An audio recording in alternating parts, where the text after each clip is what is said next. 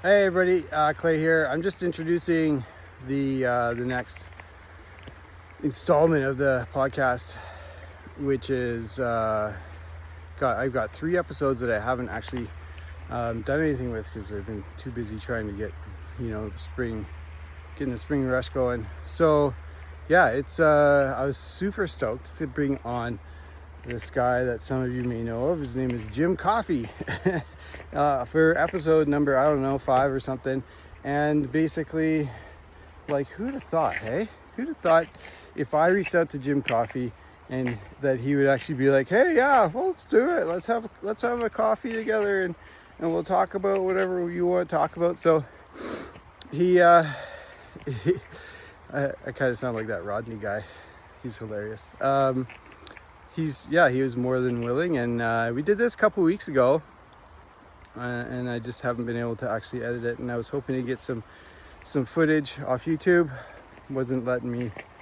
I couldn't figure out whatever, couldn't make it happen. So basically it's just me and him chatting, and then I got 2 others that are done, which are both influential people in our community, the paddling community, river community, outdoor leadership community, and they're really good interviews, like so much fun. So yeah, this one's Jim, and then I'll introduce the other ones when I put them out. I'll probably just do it all today.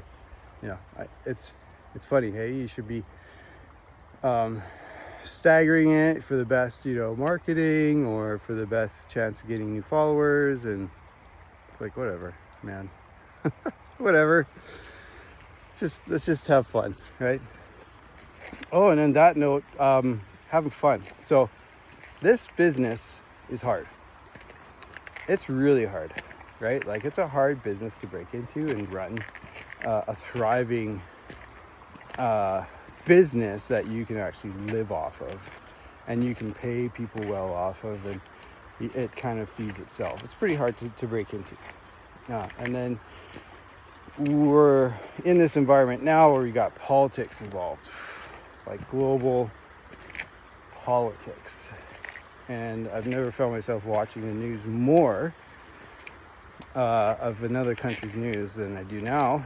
And it's more so, yeah, let's see what this crazy guy's gonna do next, or let's see what this broken down society might do next. It's more so to understand if I should actually pull the pin, let's just cash in and move to New Zealand, because I'm sure many of you are in that same reckoning right now.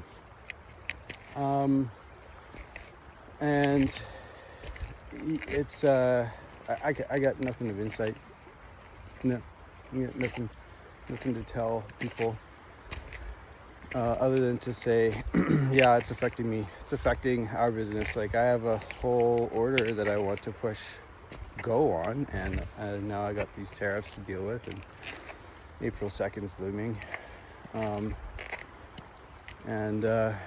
Really, I mean, the plain and simple fact is that if I was say it was a guy that, say I sold tile, right? I sell tile for a living, and I have to make a living here in this space, and then I have these geopolitical events that are causing problems. Then that would be so hard, right? But I'm lucky. I go to a job that is pretty much recession proof. Although the government's always like, oh, we're not going to pay you as per inflation. You guys have to fight with your union to try and get something that resembles inflation from 10 years ago. I'm not going to get into it, but I love my job. I love interacting with people on a daily basis. It brings me into their lives, in their worst day of their lives sometimes, and sometimes those are hard days, but other days are just general days. They're just like, hey, let me help you deal with this small problem. So I'm lucky, right? And so it's passion that keeps Green Tongue Adventures going. And I think that's true for pretty much anybody on our team. And we're looking forward to another busy summer. And I think that's one thing that you're going to find with all of these interviews with people that I'm interviewing is that they're in this space because it's an outlet for them. And some of them, it's their only job. Some of them, it's a job on the side or something that they're transitioning into. And, it's got to be for passion, because god damn it, if this was just me selling tile or tractors or whatever, I mean, hats off to those guys, I keep going. But I would be out. I would definitely, there's definitely benefits to being an employee of a bigger picture, punching my card in the morning and going home at night and raising my glass of scotch to myself and my family and thinking about nothing else and waking up till the next day to do the same thing over and over again. There's benefits there. Especially right now. Like, let's just all switch off. Forget about all this crap. Anyways, I'm digressing. So yeah, Jim Coffey, here he comes. We're already rolling, so we might as well Yeah, start going. where I paddle here around 6 days a week, and at home in Canada, I do a lot of logistics and putting out fires and organizing other things. So this is, this move is far from retirement in any way, but at the same time, it's pretty fun and exciting because it allows me to do, some of the things that I really have wanted to focus on for the last few years, but haven't really been able to, with trying to keep my regular business, moving forward. That now I've got some time to do some other things. Yeah, awesome. Okay, so yeah, we haven't had much of a introduction between the two of us, but I'm just going to start rolling just because we Sure. really are breaking down the ice real quick. So um, I'm stoked to have Jim Coffey here on our podcast, and like I've mentioned, I wanted to do a podcast about paddling and specific things that I just can't find when I'm looking for podcasts out there.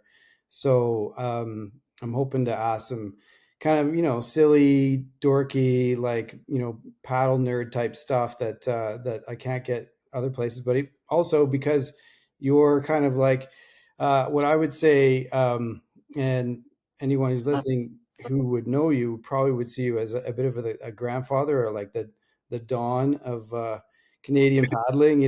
Like the Corleone sort of thing. So I like the Don it's better an than the grandfather. Let's not push it too much. But yeah, anyhow, thanks. I appreciate the sentiment of the compliment. yeah, of course, man. Of course. I'm just I'm just excited. So great to have you here, have you on the podcast, and really for everybody, like Jim and I go way back to like this morning where I sent him a message and asked him if he wanted to do a podcast. So we really don't know much about each other, but I think we are somewhat inclined to, we are fairly similar in some ways, in that Jim loves he's an OC1 paddler. So like hats off to you, buddy.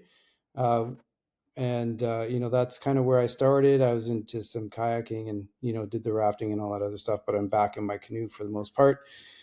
And I think Jim likes to talk about himself about as much as I like to talk about myself. So uh, here we are, um, sharing some thoughts and ideas. So anyways, uh, Jim, I'm just going to go ahead and start kind of you know leading the way here. Uh, Perfect. and I think what a lot of folks would want to hear from you is like, in a short, Cole's notes way, is like what your journey was overall, and all that stuff. And for everyone else, like, who might not know who you are, we need to have a little bit of an introduction as to like why you're you hold the stature you do. Um, and like Jim just sold one of the major rafting companies out in Ottawa, Esprit Rafting, and also has been featured on NRS with his water safety videos. He's kind of been the leader in water safety and swiftwater rescue in Eastern Canada, and helped build a lot of the programming out there. So I'm just gonna, before I butcher it too much, I'm just gonna let you kind of take it over, man. Super. That's great. Thanks so much. So yeah, for those that are sort of new to checking in, or maybe new to the paddling world, my name is Jim Coffey, and I've had a very fortunate life to pretty much have paddling and eco adventure tourism being the sort of the dominant professional force um, that I've had since dropping out of university after just 1 year. Much to my mother's chagrin at that point in time, but in the end, she turned out to be happy with how things all worked out. And I got my start in paddling as a summer camp brat at a camp in Ontario called Candelore, which is known for being a whitewater canoe tripping camp. And I used to tease my mother that when, despite going to private boys' school for high school, that I would tease her saying that I learned everything at summer camp rather than at school. And after a year of university, I decided to just take 1 year off to look for fame and fortune in the whitewater world, of which fortune has been elusive, but a little bit of fame has helped a bit. And I went to New Zealand to start working as a rafting guide. And that then led to managing a rafting company on the Ottawa River. That then led to starting a rafting company on the Ottawa River. And just recently, that's led to the sale of that rafting operation, which is really just one portion in the, one arrow in the quiver of things that Esprit does. So I've sold off the rafting portion to two of my former guides that couldn't be in better hands as far as the transition goes. There's a legacy of excellence that Esprit has put to rafting, not just on the Ottawa, but around the world. And if I were to think of two people who could take over and continue on that legacy of excellence, it's definitely in the right hands with Danny Pellet and Ty Smith, who have their own business already called Boreal River Expeditions. So I've known Danny and Ty since they were both teenagers. I think of myself as a combination of a mentor and a friend, and really maybe even closer to a brothership. In the year 2000, I unfortunately was diagnosed with cancer, and Danny and Ty, as two of the sort of Jedi guides of Esprit, we have a team of of the hundreds of guides that we've had over the last 33 years. We probably have a cadre of 20 of those guides that are really our top counsel when we have new ideas or new things or problems that we're going to have to deal with. We turn to them, and Ty at that time took time off from his own business to come in to manage Esprit while I went through cancer treatment. So this is not a light, easy sale.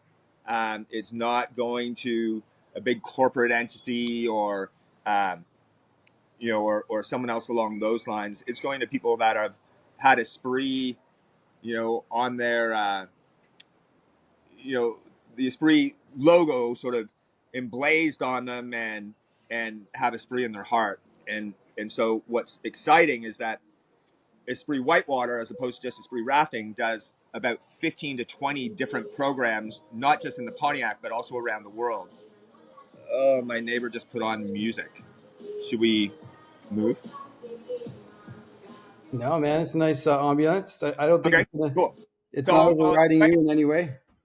so, um, so anyhow, Esprit does these multiple different things, maybe 20 different things. And what we've done is we've sold off one of our programs, and we're excited to now be able um, to pivot and refocus onto all of those other amazing things that we do, including water rescue instruction and certification of guides, which I do all around the world, and put more focus on our international programs. Right now I'm sitting on my rooftop, the river behind me, my neighbors playing some reggaeton as I'm sitting drinking mango juice on my rooftop in a little village called Jalcomulco, Mexico, which is one of the paddling meccas of Latin America.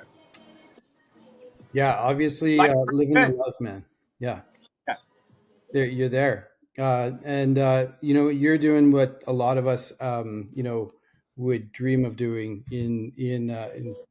with the idea of getting into adventure tourism, being guides, being adventure leaders out there. So yeah, it's definitely something to look up to. So yeah, just if you guys have noticed, yeah, the video quality is kind of terrible because I think what's going on for where Jim is, and the fact he's got to sit on his roof for good lighting and all that stuff. So moving on to some other things, maybe it sounds like really everything's been super smooth and really easy for you. Hey, like you haven't had any challenges. Well, I think we often talk a lot about leadership in the outdoor world, and NOLS, the National Outdoor Leadership Schools, focuses on 7 pillars of leadership, one of which is tolerance for adversity and uncertainty. And I think of all those different leadership skills, that's the one that always hits home most with myself and any of our guides who've worked with Esprit. That um, you know, being involved in tourism has had its challenges. It always has its challenges in economic, with adverse economic climates. I've, managed to have my base camp, which had a bar and restaurant, was lost in a fire. I then purchased another property as an Airbnb, and 15 days after purchasing it, the Ottawa River had its its third 100-year flood in a period of only 6 years. Then COVID came. COVID was a big hit for outdoor adventure travel. After COVID, I was diagnosed with cancer. After cancer, I broke my femur in a mountain biking accident. Had to deal with another bout with cancer. Back to COVID again. But through all of those things, we learned how to be adaptive and how to change and how to go with the flow and to make the necessary adjustments to be able to keep on moving forward. So I'm quite excited with this new chapter which is placed in front of me, because one of the things that this new chapter does is it allows me more personal time to dedicate to the things that I really love and that I'm really passionate about. And those include, amongst other things, that teaching of swiftwater rescue, but not just rescue classes, but courses for people to become water rescue instructors. Because I sincerely believe the more people who take courses in water rescue, the safer paddling is going to be for everybody. And the way that people can take more courses is by having more instructors available offering those different courses. So I'm excited about that. I'm excited about continuing on with the social and environmental advocacy, which has always been part of Esprit. Esprit has always sort of worn its personal philosophies on its sleeve, and advocacy has been part of the fabric of what makes us a unique company. And in my local region, the Pontiac, there are 2 rivers, the Coulonge and the Noir, that can really use a strong ambassador. And there's a third river in our region called the Jumoine, where the former owner of an outdoor sports store called Trailhead, Wally Shaber, has taken on the role of being the voice of the Des Moines. And I admire what he's done so much that I would like to start to do something like that in my local region along the Coulonge River. And then what I'm really excited about is the prospects of more international travel, which is something that's always been important for me, especially in the winter times. But I've really only been doing that in the winters and not in the summers, with my focus on running rafting programs with Esprit. So, our programs in Mexico are very successful. We'd like to expand those. Same for Costa Rica. And I also believe there's an opportunity for us to start offering paddling trips in other destinations around the world as well. And so those are all some of the things that are on the list, which I know for anyone who says, Jim, you're supposed to be semi-retiring, it doesn't sound like that at all. Um, but I do think that it's a great thing to be able to pivot towards. I turned 60 this year in 2025, and but I still feel as young and active as ever. So I want to make sure that these other programs that have had less attention and less focus get to get the attention and focus that they need to have the same marvel and wonder as the programs, the other programs that we've always ran with Esprit. Nice, nice. Um, so, man, there's a couple things that you touched on there that I kind of I'd love to get into, but I mean, in terms of your journey and the stumbling blocks, is there anything like early on that really kind of like that, when you were guiding that you're like, man, maybe this wasn't for me. Maybe the responsibility is too much. Was there any like, near misses, tragedies, anything? And if it's too much to talk about, that's okay. We can move on. But it's I think one thing when I'm because I do a fair amount of guide training myself. When I'm training guides, I'm trying to implement that mental health piece. And it's like you said, those 7 pillars. It's like, how do you manage all these crises that come up? And they Yeah. big existential ones, or they can be like very focused and acute with injury, Sure. whatever. Someone once told me that if you want to manufacture your own luck, so to speak, that it's a combination of um, where preparation collides with opportunity. And I think when I look back at my career and I look at career highlights and what I'm most proud of, many people will, we were cited in the early 2000s as one of the top eco adventure travel companies in the world according to National Geographic, and that was certainly a great kudos.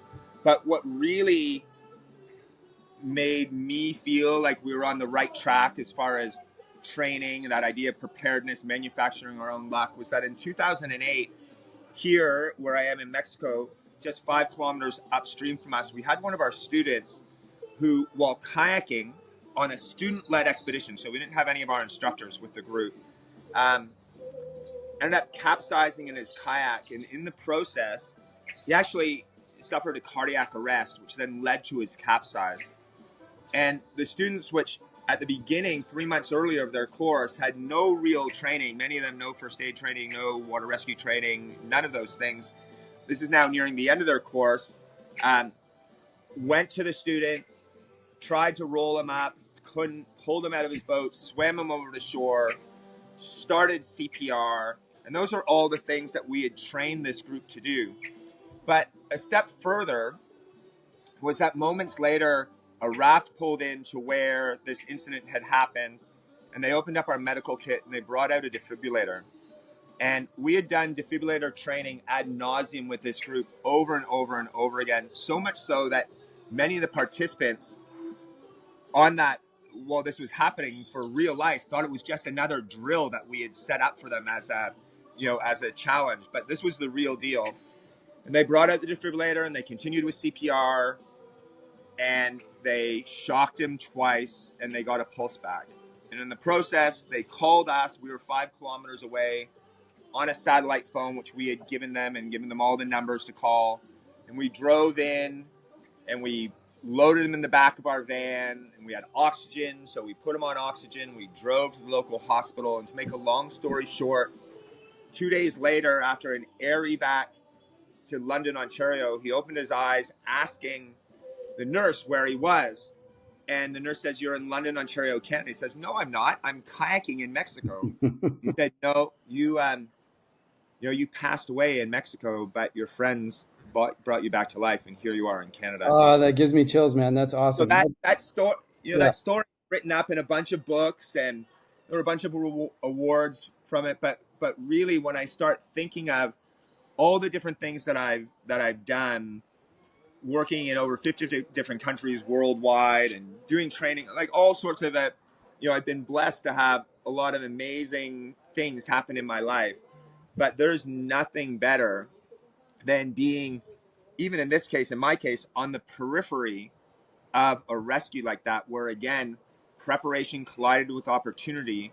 And the people who, in fact, performed the rescue were our students, not even any of our staff, not myself. I was the ambulance driver, basically, the van driver.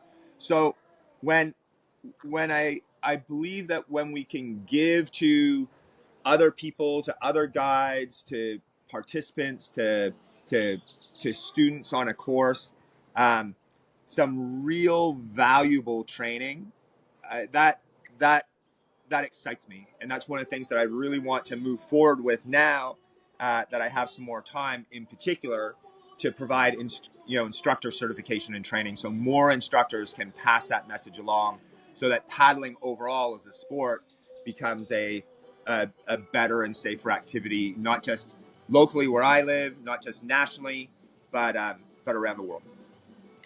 Yeah, but yeah, like you said, it's not the first time I heard that story. It's I actually ended up running a course with one of your old students who was on it.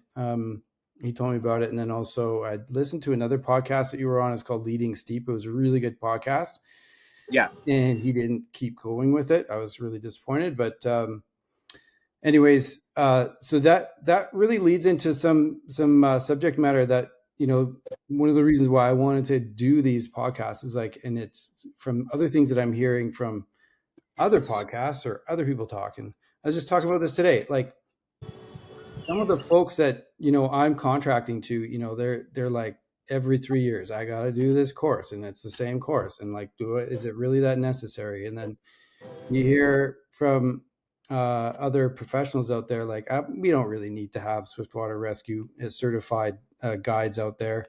Or not everyone who is a guide who's on the water as a leader or as a part of the echelon, they don't need to have any Swiftwater training in a Swiftwater environment, Swiftwater rescue training in a Swiftwater environment. So I mean, how necessary is it? Like, how is it in thinking of, like, if I was to think of like a course that you have to do, and the amount of time it takes and all that stuff, is it really that necessary? Like a standard first aid, like a standard first aid is 2 days, like it's um pretty basic stuff, but it's also kind of the meat and potatoes or the skeleton of first aid. um and maybe it's kind of like that, but like when I was thinking about how necessary it is, I think one of the things that got me into it was further into it was the realization after working in the industry that it actually was one of the things that I used the most was the skills that I learned in Swiftwater Rescue, yeah, or it was the Swiftwater Rescue technique skills that were becoming more refined because I was using it so much, right? So, and it was just the basic stuff, but still, I think sure. it's fairly necessary. So, so I think I have a pretty good perspective on that, um, and I think that pretty much in the outdoor worlds we have two options, and that's to either be leaders or laggards. You can either be in front of the curve or behind the curve, and and I think most people who are taking this seriously would like to be ahead of the curve rather than behind it. And one of the things which is a challenge, I've been teaching swiftwater rescue the since the early 90s. And so, that could mean that if one of my first students in the early 90s wanted to, thought that they had to recertify every 2 years or every 3 years, they'd have done the same course over 15 times.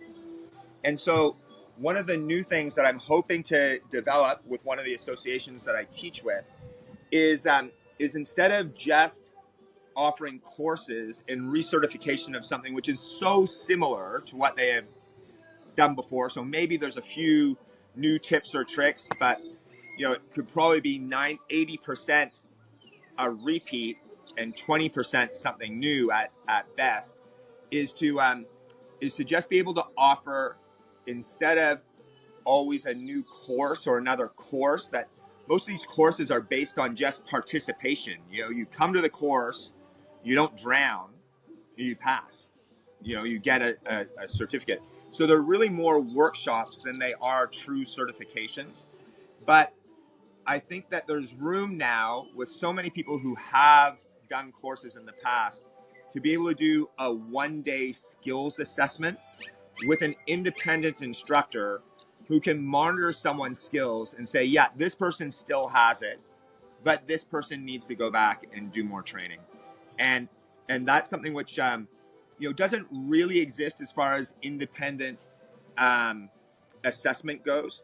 And that's one of the things that I hope to be working on to truly develop. And that could then mean that if someone's done their course, there's a variety of different agencies from Rescue 3, the Canadian, or Boreal River Rescue, Sierra Rescue, the American Canoe Association, that if someone were to do, once every 2 years, a skills assessment rather than necessarily redoing a full course, that their time investment is 1 day, their financial investment would be less because it would be scaled towards that 1 day. But they'd have someone who independently has looked at their skills and say, yeah, this person's good to go.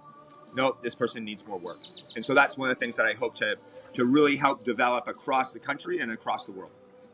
That's actually, there's a new model of like wilderness 80-hour first responder that's being taught by a company called Peak out of BC, where they're recertifying guides and ski patrollers with a 1 day training, and with every year they're just kind of in that 1 day they're looking at certain skills over that 1 day Right. for that year. um, as a paramedic, like I'm an advanced care paramedic. I work in town full time, and as a paramedic, I'm like 1 day, you know, it can be tough sometimes, even just to get through everything you need for, a really good CPR course. And as you alluded to, like, one of the things that is actually a huge lifesaver out there is actually timely and efficient and well done CPR. I digress, but anyways, that 1 day is what they're using, and a lot of people like it, and Yeah. I think Well, it's what would be unique about a skills assessment is that it's really up to the individuals as to whether they feel they can walk in cold mhm, and be assessed, or whether they believe that they need some form of upgrade training or not. And so, if someone comes in for an assessment and they don't pass, well, that's okay. They can just go and get you know recertified by taking a course. But if they'd like to save the time, save some money, and just show that they've still got this necessary skills. And when I teach swiftwater rescue, I kind of break everything down into 7 core skills. And so in an assessment like that, there would probably be 14 skills that would be reflective, 2 of each of those 7 core skills that people would be right. tested on. Yeah, I think with Swiftwater, that's probably something that's very much attainable, and it's for it, like industry like water sampling and mines and like water quality folks and all that stuff. It's a different thing. But I think for people working in the industry as guides, working for a company, it would be up to the company then to do their specific training that they felt was Sure. needed. Yeah, that makes a lot of sense for sure. And on that note, I would wonder, like, would you move away from certain things that are kind of harbored on that, basically, uh, that or maybe some controversial things, like what the one thing that I wanted to kind of pick your brain on, or kind of like confront you with maybe a little bit, Sure. what would be like, how do you feel, like, so you're a Rescue 3 guy, right? And I've formerly been worked with Rescue 3. okay, I do now some work with a group called Sierra Rescue and okay. the American Canoe Association. Right. Okay. Awesome. Yeah. So you're moving around and stuff. So like in terms of like all those different companies, are is everything the same? Like, I've done some work with Raven Rescue. I've been on a fire department for 10 years. I've worked with our kind of like, loosey goosey life saving society.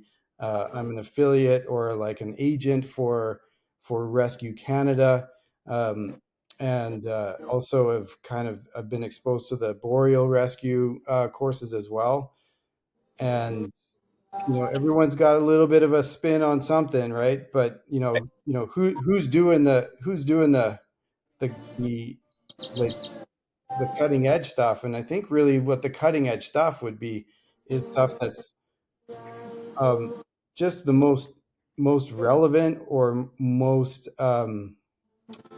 like obviously like throw bagging is more relevant than anything else because it's like the one thing that we have to manage a lot of, right? Like we do a lot of throw bagging. We're managing ropes in current, and if we don't do enough of it, we don't understand the hazards there and how to actually reduce the forces on the line and yada yada. But like one thing that's like of a basically a fairly big controversy is entrapment drills.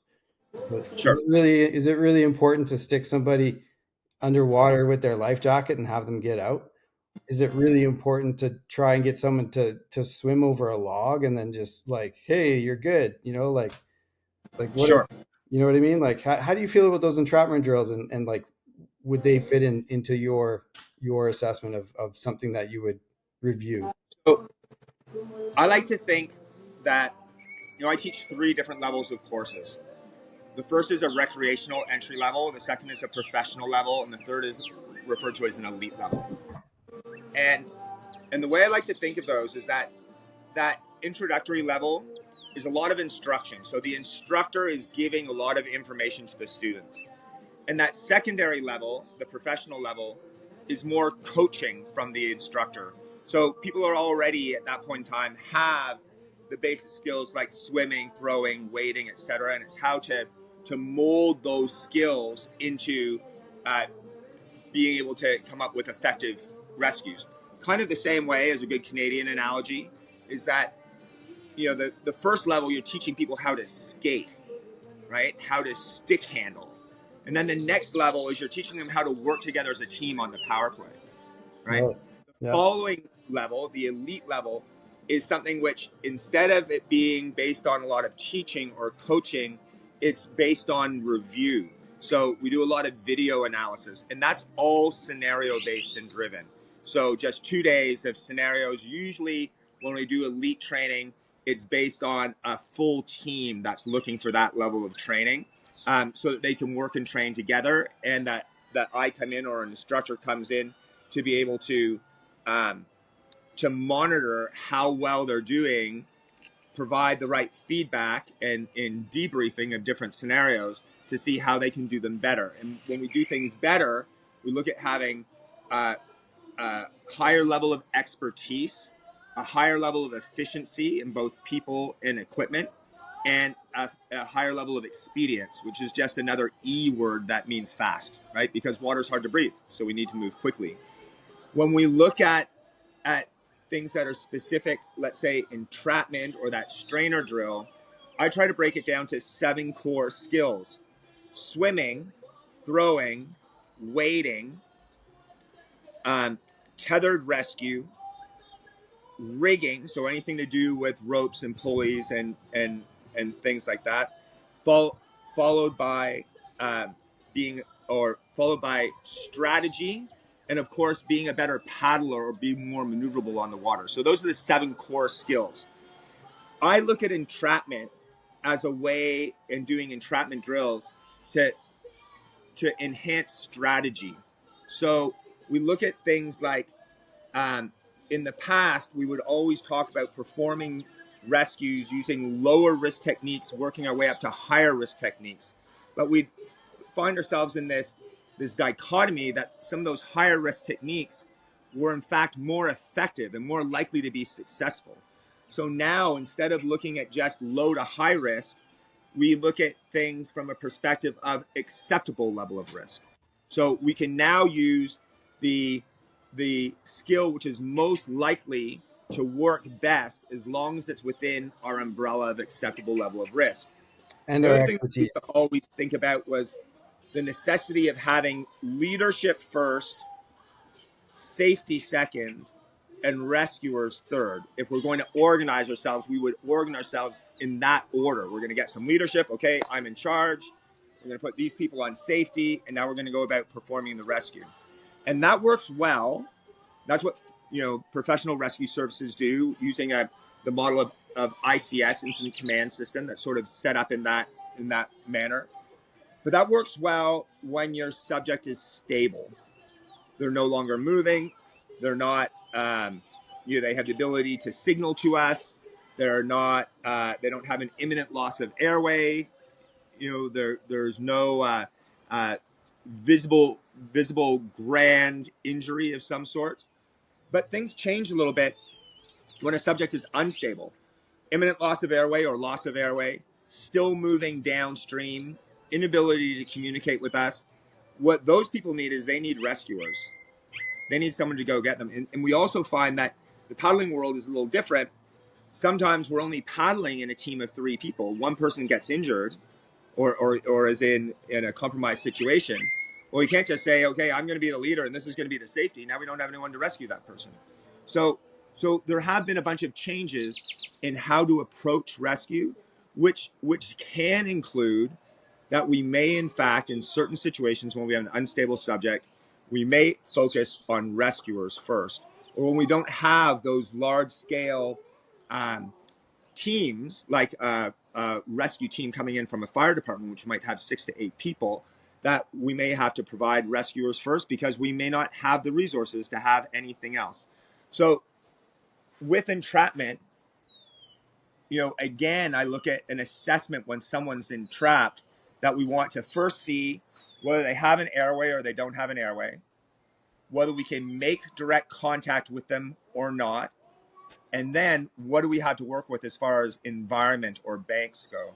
And when we make those 3 quick assessments in less than 10 seconds, that will direct us towards what will be the most effective form of rescuing them. And it's always most effective if we can get our hands on our subject. But if we can't contact them directly, we might have to contact them remotely with rope. And so if we're going to do that, we know that any type of rope-based system is hard to make up at the moment. Trying to figure that stuff out at the moment on scene will take a lot of time and a lot more resources than we may have available to us. So practicing entrapment drills, someone's been foot entrapped, and instead of doing it as a scenario, but doing it as a drill where you repeat the same thing 2, 3, 4, 5 times, and each time increase our efficiency and reduce our speed.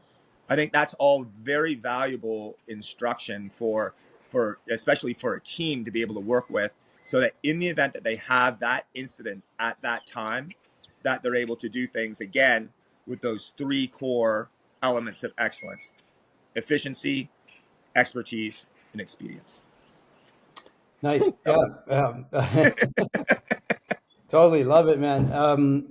And it's so good to listen to you talk. You have so much knowledge, so much to draw from.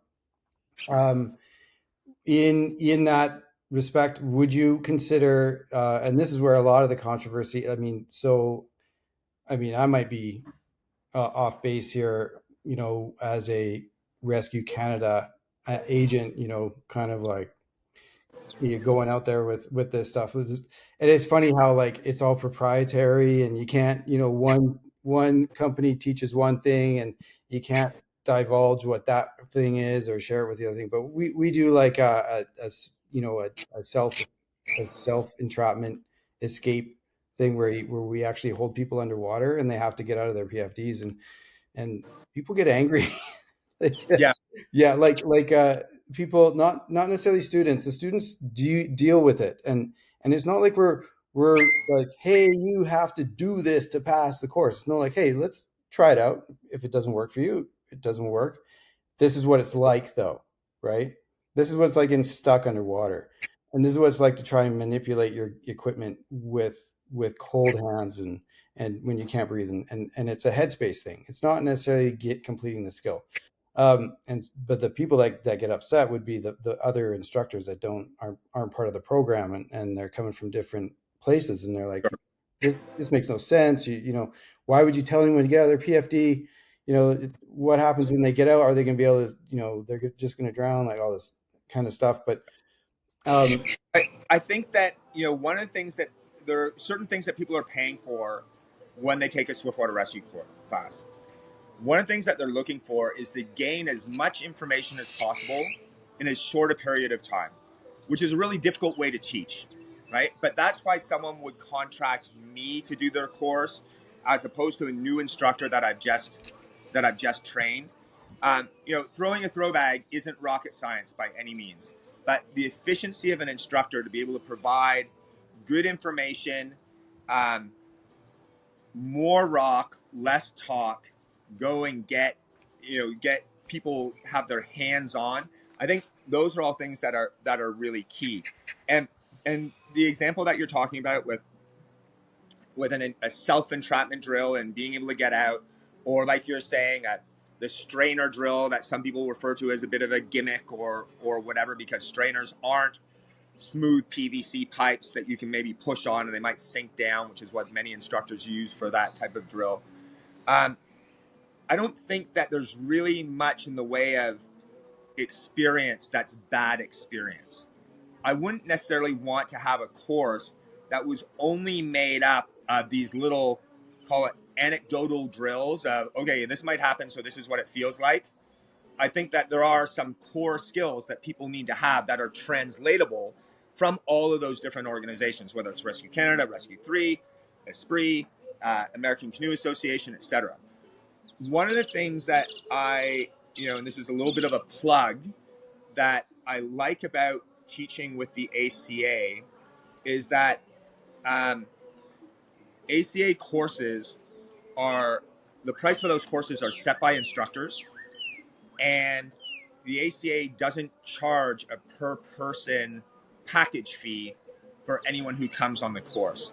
So if you work at a summer camp, if you're an ACA instructor from a summer camp and you work at a summer camp, you can teach as many people as you want and you can charge them whatever you like.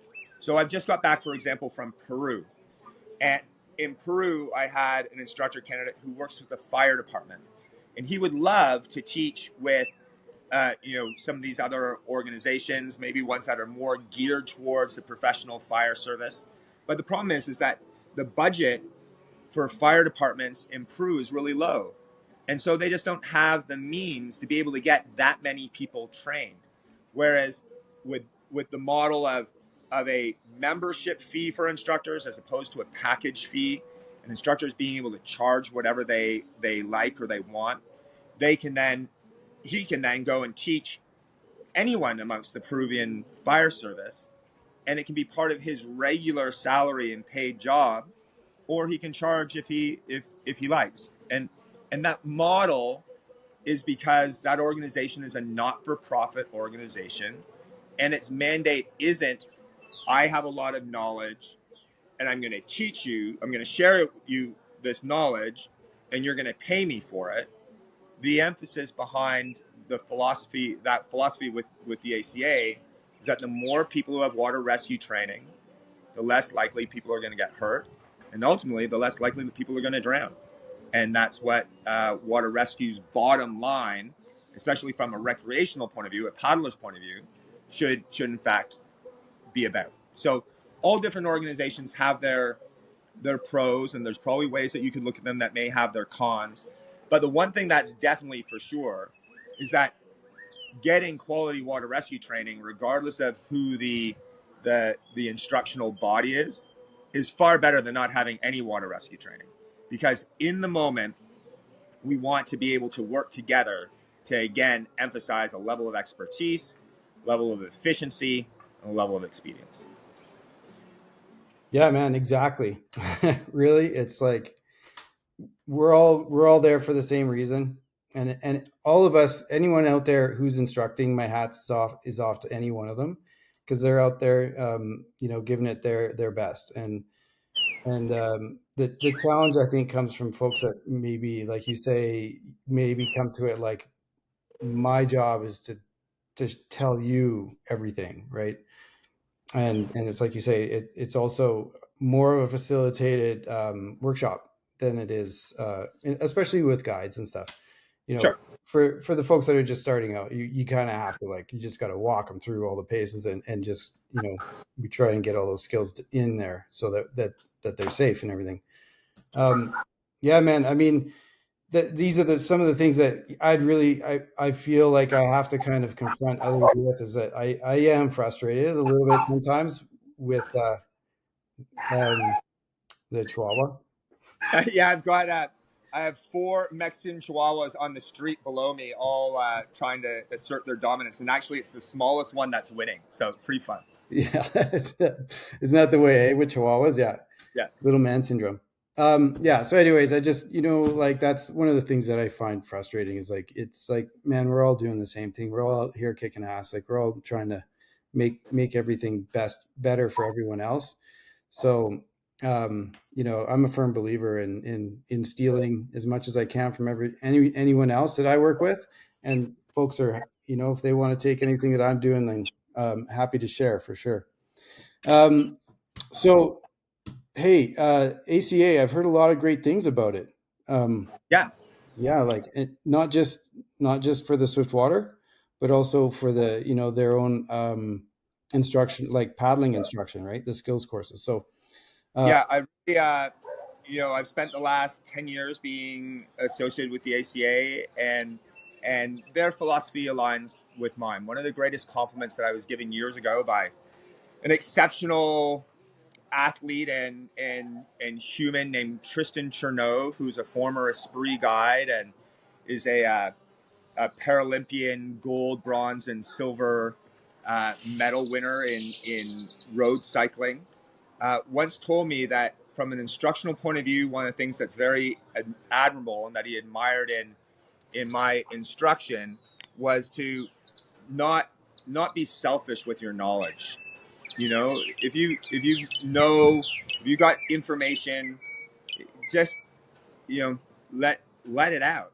And when I did the podcast that you mentioned with Leading Steep with Barry Cruz, which there's some new things on the go with Barry coming up that we might be collaborating together, which I'm quite excited about as well, is that one of the things that was mentioned in that podcast was that there's a business philosophy that sometimes it's best to or noble and worthy to give away your best work.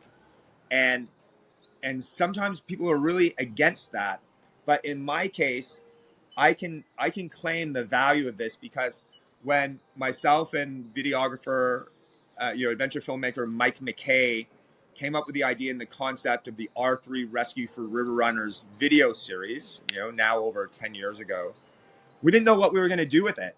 We had sponsorship through NRS.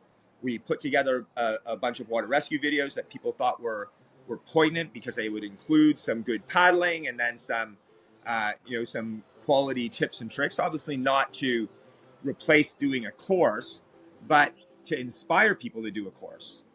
And and we didn't know what to do or how to monetize it, so we just decided that we would throw it out to the universe for something for free. And now, 12 episodes, over 1 million views in over 70 different countries. Um, it turns out that although there was nothing that was monetized about those videos, that it has gotten me invites to teach in Sri Lanka and in Malaysia, and I've recently come back from Papua New Guinea and Costa Rica and Ecuador and Peru. That being able to people being able to see those videos, and for me it's quite an honor to be a recognized face in Swiftwater Rescue, which I don't know how many there really are, but that comes from the video series, and it really comes from the business decision that sometimes it's best to give away your best work, and that's what we chose to do, and that's turned out to be to benefit myself and Mike in so many different ways. We're recipients of a Higgins and Langley Award for Swiftwater Rescue, which is the probably the most prestigious award in swiftwater rescue worldwide. And I now have, with that, an amazing project that I'm going to plug, which there's a team in a region called the SWAT region of Pakistan that contacted me, through a bunch of my courses and videos that I have out. And over the last 10 years, the Ushwari Youth Water Rescue Team has had 20 successful rescues. But apart from 20 successful rescues, I thought, well, okay, that's pretty good. Um, they've also done over 200 body recoveries as a small team from a rural region in Pakistan without a life jacket or helmet to share between the 10 of them. Um, no Wow. shoes, no wetsuits. Yeah. But I watched their videos and they have this incredible raw talent and a real desire to help. And one of my, you know, projects that I have coming up, hopefully by October of this year, is to raise enough funds to bring out the basic equipment for their 10-member team and provide them with the training that they need to, again, have a level of excellence, of expertise, efficiency, and expedience. Yeah, maybe maybe you can canvass some fire departments in North America and just see if they're cycling out any gear, and that might be a great way to do it because That's a great idea, and things were going well, and we're moving quite well. Until the most recent floods in the Asheville area in the southeast, of which I believe a lot of groups and agencies that were very willing to help a group from overseas have sort of taken a few steps back to ensure that they're able to help the people that are within their either same country or region. So I think as those things move on, that the this team's cry out for help and worthiness for help makes a great project. So I'm pretty excited to at some point in time in the near future get out to provide some high quality training for them. yeah, killer, nice. Hey, I'd like to. I mean, we've been talking for 50 minutes here, and I'd like to just maybe move on to like paddling stuff, like Sure, actual skills discussion, love it. or whatever. In like I teach Paddle Canada stuff, and we are challenged by dogma, I feel, and Sure. I I am interested in what other people think when we are teaching, like with the ACA. If I mean, we're all teaching the same thing. Like honestly, if we put somebody in a boat, the first thing we have to teach them is how to turn, and the next thing we have to teach them is how to go forward straight, and then the next thing we have to teach them is like how to cross an eddy line, right? And that's Yeah. kind of like the how it goes, and then from there it's like, what are we going to do next? It doesn't matter, but that's the basic, the simple formula, right? Are you doing a lot of paddling instruction as well, or are you sticking to the swiftwater rescue stuff? Well, no, I'm doing a bunch of paddling instruction. I hope to do more of it.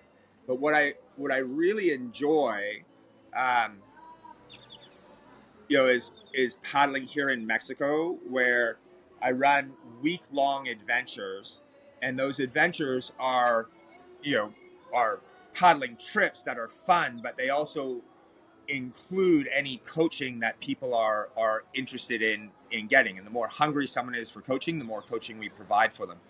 And and I think that's uh, for me really rewarding, that many people never take the opportunity to paddle 6 days in a row. They might be paddlers, but they go out for 6 Saturdays or 8 Saturdays in the summer, and that's their entire year of paddling. And so when people get the opportunity to paddle for 6 days in a row, the progression that they have is remarkable. And so it's really rewarding to be a part of that. And we do those trips based in, like many people do, kayaking. You can go kayaking in many different destinations around the world with many different outfitters.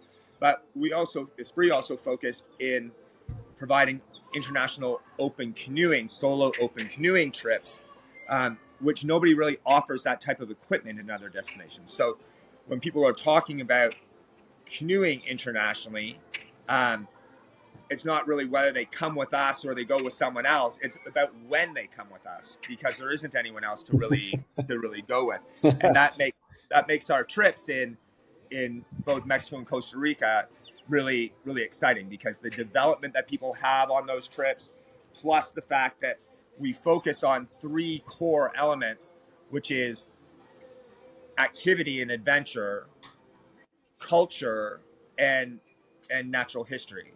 And so both of our destinations, Costa Rica is a destination which has amazing adventure, incredible natural history, paddling through the jungle and rainforest, a little less in culture, whereas Mexico has amazing adventure and paddling, good natural history, but an amazing amount of culture. And so, whether it's making tortillas in a local woman's home or visiting ancient ruins, um, we feel that we're able to provide, these paddling holidays to these different destinations that many people think they're coming on a paddling trip in Mexico, but they're really on a rural Mexico trip with lots of paddling. And that's the same with Costa Rica, and being an ambassador for those nations and their rivers and their people and their wildlife is one of the things that I find most rewarding. So it's so instruction. Going back to the original question, I think you're right. It's a bit of a formula, and in Canada we have something which is unique, which is this idea, and somewhat in the United States, of tandem canoe tripping, which is not something which is done in many other places in the world. And so, the trips that we run are more based on solo or tandem sport paddling in shorter boats with airbags to keep water out, and are able to run rivers and rapids the same that kayakers do. So we have one river here in Mexico, the Rio de Oro, which includes a bunch of class 3, 3+, 4, 4+, and 2 waterfalls that are in the 13-meter mark, which are clean and fun for people to run. And we have another waterfall not far from here, which is 18 meters, which 10 years ago, when I had my first midlife crisis, I ran, and that was quite a big deal in the canoeing world. So lots of great things to enhance paddling, not just at home but also internationally. Yeah, that is definitely a dream trip for me. Would be like to head out on a Esprit open boating trip in Costa Rica for sure. Awesome. Yeah. So in terms of like being an open boater and someone who's training folks in open boating and stuff, what do you think? So first of all, I'm going to ask, what's the best paddlecraft? I mean, I'm probably going to know your answer, right? It's like any Well, open you know boat. what? I mean, it's a tricky answer, because when I think about it, you know, I love canoeing and I love kayaking and I love rafting and I do riverboarding. And in fact, if I could just float down the river in a garbage can, I'd probably be pretty happy doing that, Yeah, right? So yeah, all of those. But when it comes to, a craft, if I were doing something fun, hard, challenging, or filming or whatever, my affinity for open canoes is very high. right. So, um, yeah, so it depends on what I'm doing and the type of river. Like when I'm on the Ottawa, I rarely paddle an open canoe, because we've got these long lakes and these giant rapids that I fill up with water and have to empty out, and then have another long lake again. So kayaking suits me better there. Um, when I'm teaching water rescue, one of the things that I can't wait to do is get home and just go rafting, because it's fun and it's social, and I don't have to think about what I'm doing next as much. There's a start and a finish, and I'm just going to go through the day, as opposed to having to plan every minute like I do while I'm teaching. Um, One of the things I do love is certainly paddling an open canoe, and normally paddling with kayakers that often roll their eyes thinking, oh God, this is going to slow us down. And they realize that, in fact, you know, paddlers of a certain level aren't any slower than a kayaker are, and they're able to do many things that are just as challenging, just as unique, just as out there as the top, you know, closed boaters are in the world. So Yeah. So yeah. hey, I'm 2% for losing my battery. Okay. Cool. Well, I guess that's it then. That was the best. That was the best and the most poignant question. What is the best paddlecraft? Um, Dude, it's been great. So honored. I'm going to reach out afterwards and share some thoughts, maybe some ideas of where to go next with the Sure. for your for some of your river choices, like Belize. I worked there for a bit. Yeah, that sounds great. Yeah, it was pretty great. And also, if we can collab and stuff. So, again, thanks so much, man. Do you know? Are you familiar with that James Roger? No, I don't know James Rogers. No. So James Roger is a Rescue Canada guy for a long time, and he heads up the program at Thompson Rivers University. Okay.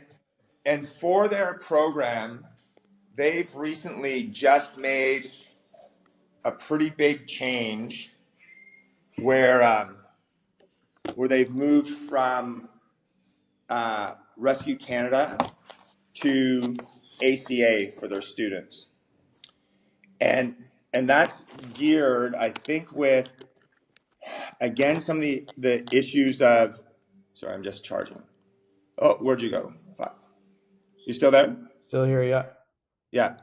Um, with a combination of the cost that's involved, a combination of the more practically based for paddlers than for fire services. They're kind of doing a combination of stuff, Mhm. but James has recently become an instructor with the ACA, and they're loving it. Right. The other thing which is great, back to your original questions, was that there's there's a course syllabus of what an ACA course is supposed to be done or supposed to be on the course, but they don't try to pretend that it's a certification. It's a workshop. And so whatever you teach in your workshop is okay. So if you have a group, or let's say you're supposed to be teaching foot entrapment, but you're teaching on a river like the Thompson, which is 100 meters wide, and there's no rocks in it for someone to get foot entrapped, then you just don't teach that skill. Just Right. move on. Yeah, yeah. And so it's something which has been really very practical. And I used to be a Rescue 3 instructor. I used to if I taught 200 people a year, I'd be paying them $20,000 for a booklet and a whistle. Mhm. And with the ACA, you pay $150 membership a year, and that's it. Teach however many people you want.